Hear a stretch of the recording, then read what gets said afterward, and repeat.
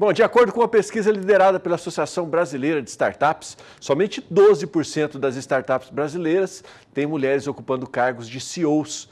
No agro, a participação delas é ainda menor. Mas, aos poucos, elas ganham mais espaço e dão nova cara para o setor de inovação. Em São Paulo, a Sara Kirchhoff conversou com uma dessas mulheres.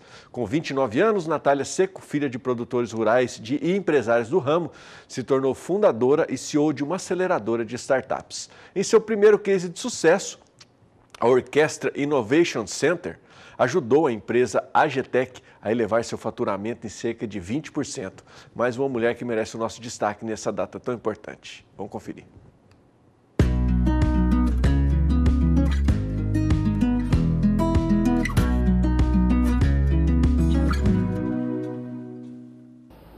Natália Seco, um prazer te receber aqui. Eu começo te perguntando como é que é ser uma CEO de uma aceleradora de startups do agronegócio, onde a gente sabe, né, que a participação das mulheres como CEO ainda é muito pequena no Brasil. Seja bem-vinda ao canal do Boi. Obrigada, é um prazer estar aqui com vocês e realmente é desafiador. É desafiador como mulher estar liderando aí a transformação tecnológica no agronegócio. E o agronegócio realmente é de grande predominância masculino, então são pouquíssimas mulheres que estão aí à frente, mas a gente acredita que ao longo dos anos isso está mudando bastante. Hoje a gente vê muitas mulheres e filhas de agricultores que estão tomando frente dos negócios da família. E acredito que esse número aos poucos vai cada vez ficar mais equiparado. Tomara, né? Natália, você estava me contando aqui um pouquinho da sua história. Seus pais são do Rio Grande do Sul e hoje você está em Rio Verde, Goiás, numa importante região produtora. Como que foi a sua trajetória até virar uma CEO? A gente tem uma longa história. A minha família é do Rio Grande do Sul, né? Já eram agricultores no Rio Grande do Sul. Mudaram para o interior de Goiás, em Rio Verde, Goiás, onde era uma cidade, há muitos anos atrás, que ainda não era tão desenvolvida. Hoje, Rio Verde é um polo do agronegócio, né, agroindustrial. E, a partir disso, a minha família trabalhou com revenda agrícola, trabalhou com grandes fornecedores, grandes multinacionais.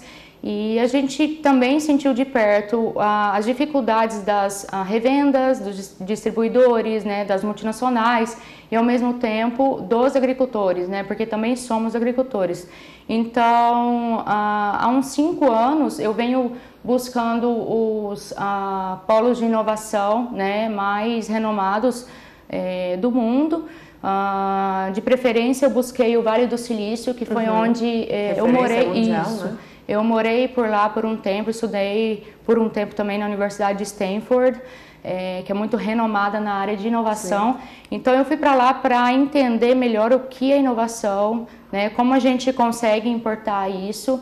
E a partir daí foi lá que surgiu a orquestra, né, onde eu percebi que não, eu tenho que trabalhar o agronegócio, não é por aqui, não é nos Estados Unidos, e sim num grande polo agroindustrial e que hoje precisa passar de um patamar, né, de grandes produtores rurais para grandes desenvolvedores de tecnologia do agronegócio e sermos um polo de inovação. Então, é um grande desafio, né, porque a gente sabe que hoje no Brasil, quando a gente fala de polo tecnológico e de inovação no agronegócio, a gente tem Piracicaba, né, que é bem desenvolvido, já está desenvolvido já há alguns anos, e Rio Verde está começando, mas hoje a gente já é um polo, né, de inovação no agronegócio, porque temos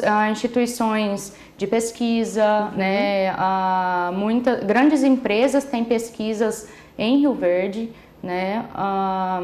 Tem as instituições do governo, temos incubadoras, né, de startups, e a orquestra ela chega para facilitar a transformação tecnológica, porque quando a gente fala em inovação, a gente precisa de todo um ecossistema para que a inovação aconteça. E o que estava faltando?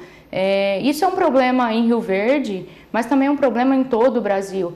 e no mundo, onde a tecnologia para o agronegócio tem muita coisa já desenvolvida, mas que na hora que ela chega no campo, ela não chega de forma efetiva ou muitas vezes não traz o resultado esperado pelo produtor rural. Sim. Então, porque o agronegócio, ele é complexo, né? É complexo desenvolver tecnologia para o agronegócio, porque a gente tem muitas vertentes, a gente tem muita diferenciação em clima, em pragas, em culturas, então todo mundo é diferente.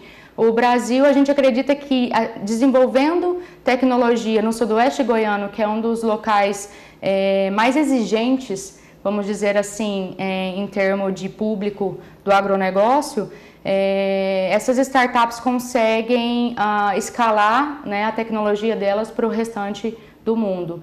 Então, é aí que a gente viu a oportunidade de ajudar o Brasil, né, a passar a ser um desenvolvedor de tecnologia em agronegócio e a gente ser renomado por isso.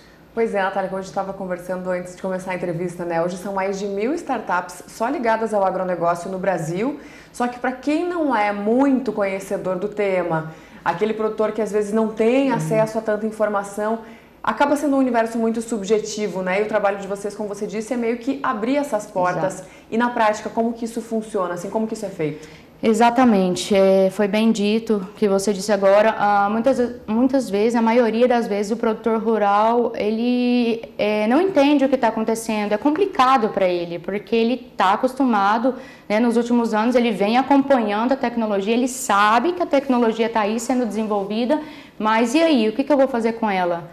Ou e aí, como escolher a tecnologia ideal, né, para minha produção? O que eu realmente preciso? É aí onde começa a dificuldade, né? Muitas vezes tecnologias são mal posicionadas, então a orquestra é exatamente o veículo para a gente ligar todos os stakeholders, né, todas as áreas do agronegócio, conectando os agricultores com as startups que desenvolvem tecnologia, com os centros de pesquisa, né, com as multinacionais e demais profissionais da área, para que todos em conjunto desenvolvam tecnologia ou posicionem as tecnologias já existentes de uma forma eficaz, porque a maior dificuldade hoje não é a tecnologia, né, ser desenvolvida para o agronegócio. O que a gente mais vê são muitas startups, tem muitas soluções, mas que elas não se integram.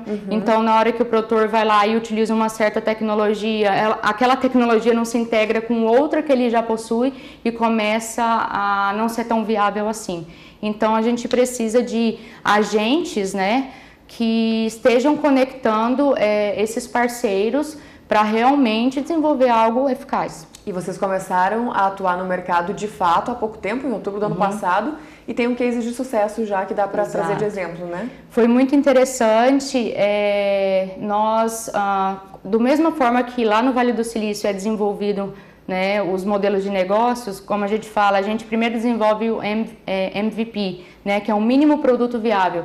A orquestra passou pelo mesmo protótipo, vamos dizer assim. A gente claro que a gente é um desenvolvedor de serviços, onde a gente pesquisou o mercado, a gente com um banco de dados ali de mais ou menos 35 anos de mercado com os nossos parceiros no sudoeste goiano e também pesquisas no Canadá, no Vale do Silício, na região de Salinas, que é uma região lá nos Estados Unidos em referência em agtech, né, em tecnologia para o agronegócio.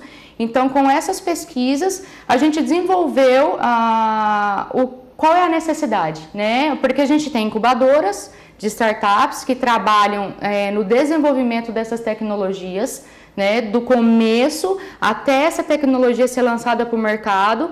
E o que a gente percebeu? Espera aí, estamos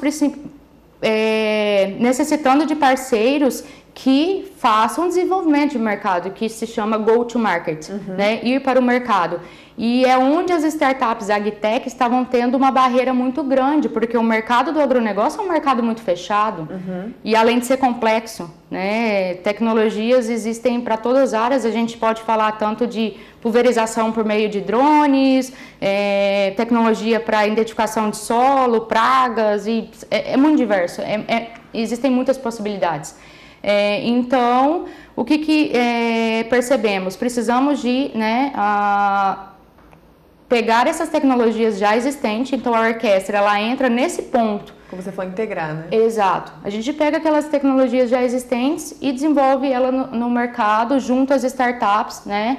Através de mentorias, como que funciona o processo do Venture Capital nos Estados Unidos, que é o mercado das startups, onde tem as incubadoras, aceleradoras. Elas fazem a aceleração para desenvolvimento da tecnologia, que é esse MVP, e a gente entra numa segunda fase, que é o que a gente fala, vamos para o go-to-market, é quando a startup está pronta para desenvolver mercado. Ela já tem uma tecnologia validada, ela já tem cliente e já tem eficiência a tecnologia dela. Então, a gente auxilia essas startups a posicionar o produto delas no mercado de uma forma que vai trazer resultados para os agricultores, para os agropecuaristas e, obviamente, para a própria startup.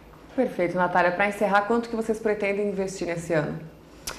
A gente busca nesse ano, é um período inicial, então a gente acredita que R$1 milhão, né, de reais investidos de 4 a 8 startups vai ser eficiente para fazer um bom trabalho nesse ano, onde a gente consegue, com parceiros locais, desenvolver tecnologias para a necessidade do Sudeste Goiano. É importante dizer por que o Sudeste Goiano, porque o Sudeste Goiano tem algumas características específicas que a gente mapeou no Brasil e no mundo, que são, se uma startup desenvolve o produto ali e consegue realmente entregar valor nesta região, é mais fácil que ela desenvolva o produto no restante das regiões do país. Perfeito, Natália. Mais uma vez, obrigada pela sua participação aqui e sucesso para você. Obrigada.